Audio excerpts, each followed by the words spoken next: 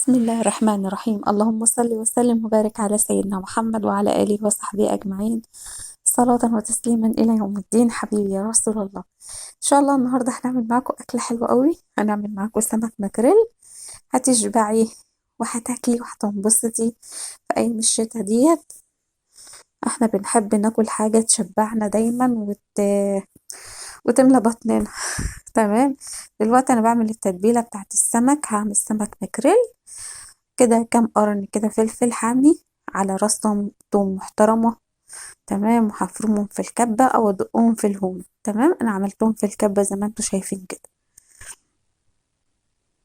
التوم مع الفلفل حلو قوي، هيدي طعم جميل قوي للسمك. معايا كده كام معلقة من الملح، معلقتين، علشان ايه؟ التتبيلة بتاعتي تكمل.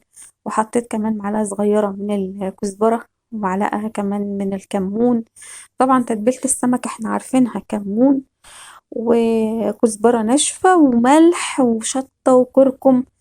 دلوقتي هنحط معانا معلقة من الكركم. تمام. معلقة كبيرة كده محترمة. وكمان هنحط ايه؟ معلقة من الخل. وكمان نص ليمونة كده هعصرها. وشوية من الزيت، يعني حوالي معلقتين من الزيت او معلقة. تمام. وهقلب كل ده على بعض كده، يبقى معانا الفلفل الحامي ومعانا الثوم ومعانا الكركم ومعانا الكزبرة الناشفة ومعانا الكمون، التتبيلة بتاعتنا بتاعت السمك. تمام. هقلبها كده كويس، وكمان معلقة صغيرة من الخل ومعلقة من الزيت، وكمان ايه؟ ليمونة. بس انا كان عندي نص فص ليمون بصراحة، فعملت نص فص. تمام. اقلبه كده كويس زي ما انتوا شايفين.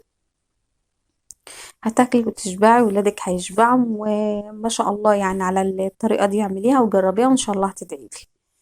معايا كده جزراية، جزراية كبيرة. انا ما كانش عندي جزراية كبيرة، 3 جزرات صغيرين كده في معدل جزراية كبير. بشرتهم كده بالمبشرة. وهجيب كمان قرنين فلفل ايه اللي هو الرومي دوت، هقطعهم ايه بس مش طنشات، هعملهم مكعبات. تمام.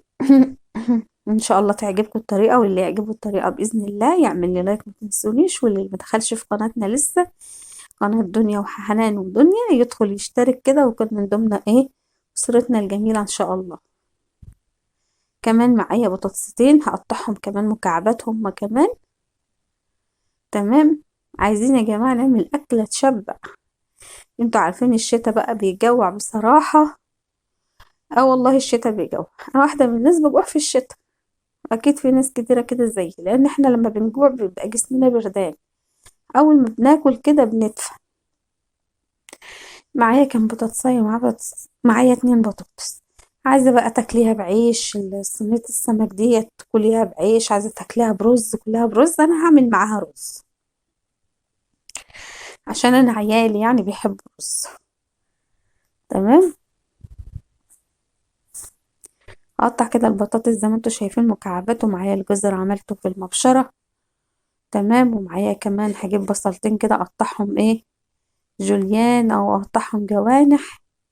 تمام. زي ما انتوا شايفين كده. بصل كمان بيحلي الصينية دي جدا، بيخلي طعمها جميل قوي. هتشبعي يعني هتشبعي. تمام. اه احنا طبعا في الشتاء بنجوع. تقعدوا تقولوا لي انت بتقولي هتشبعي تشبعي، طبعا احنا بنجوع في الشتاء. يعني ممكن في الصيف تفطري متأخر تتغدي بس، او تتعشي. لا احنا بنفطر ونتغدى ونتعشى وكمان بناكل بالليل واحنا جعانين. كمان انا جبت السمك كده نضفته، طبعا انتوا عارفين تنظيف السمك. وشلت الراس بتاعته، قطعته كده بقى ايه؟ زي حلقان، بس مش فصلاها. حلقان متماسكة يعني في السمك. تمام. زي ما انتوا شايفين كده. حلو الكلام، كلام جميل. نجيب بقى التتبيلة بتاعتنا ونملحه. للتمليحة هنملحه كده من بره ومن جوه من الفتحات بتاعته، ونحيقه كويس. انا ما حطيتش ملح كتير، انا حاطه معلقتين، بحيث ان انا التتبيله بتاعتي احط منها براحتي، ما يبقاش السمك بتاعي مالح. وكل واحد حسب تحقيقه في اكله. تمام.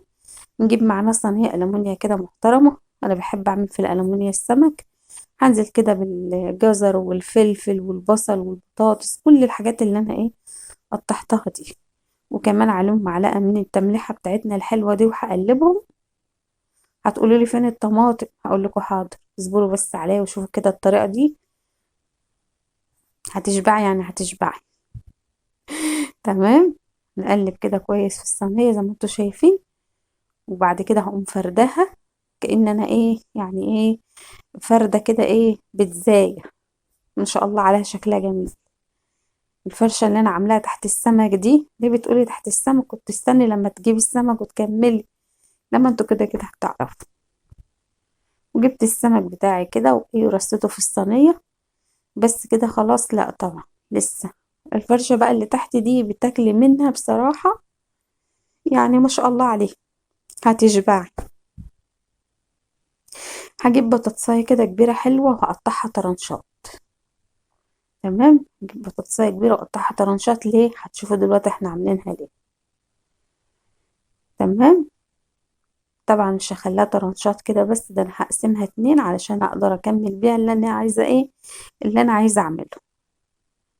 وكل فتحة كده هحط بطاطساية كده، نص بطاطساية من اللي انا كنت عاملاها. طبعا لازم نجرنش الصينية بتاعتنا.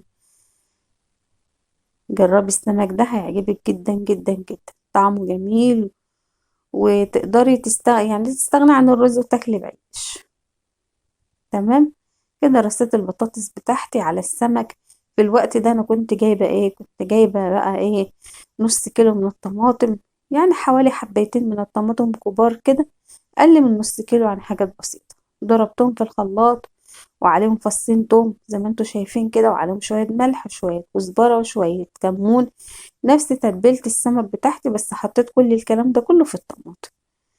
طب انت هترش الطماطم كده عصير؟ اه هرش الطماطم كده عصير، عشان انا عايزه اكل السمك بتاعي ده كده واشبع، ويبقى السمك بتاعي ده طعمه حلو. تمام. هتعملي ايه بعد كده؟ هرش شويه زيت على الوش، وهدخلها الفرن على الرف الوسطاني، مش في من تحت خالص، واسيبها بقى تاخد وتدي مع نفسها في الفرن. طلعت معانا احلى صينيه سمك مكريل، جميله جدا. تقدري تعملي مع المكريل، تقدري تعملي مع السمك اللي هو الروسي، جميله جدا جدا. ومعانا كمان رز بالفلفل الاخضر والبصل، عاملة رز صيادية ومقطعة معاه فلفل أخضر. وادي الأكل بتاعنا، وادي الغدا بتاعنا، جميل جدا. عندنا بوزي بينونو، سمعت سيرة السمك يا بوزي؟ تمام. قطعوا كده بقى بتشوفوه، شايفين؟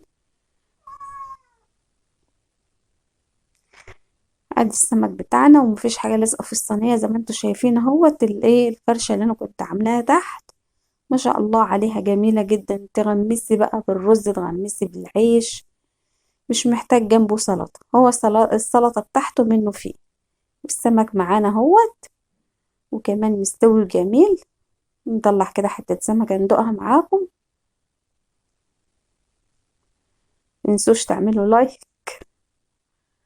تمام. شايفين السمك بتاعنا بس سخن بقى جدا، زي ما انتوا شايفين بيطلع بخار ازاي. السمك سخن جدا اهو. نطلع حتة كده من السمك وناكلها ندوقها، جميل ما شاء الله عليه. اشوفكم في فيديو جديد ان شاء الله. والسلام عليكم ورحمة الله وبركاته.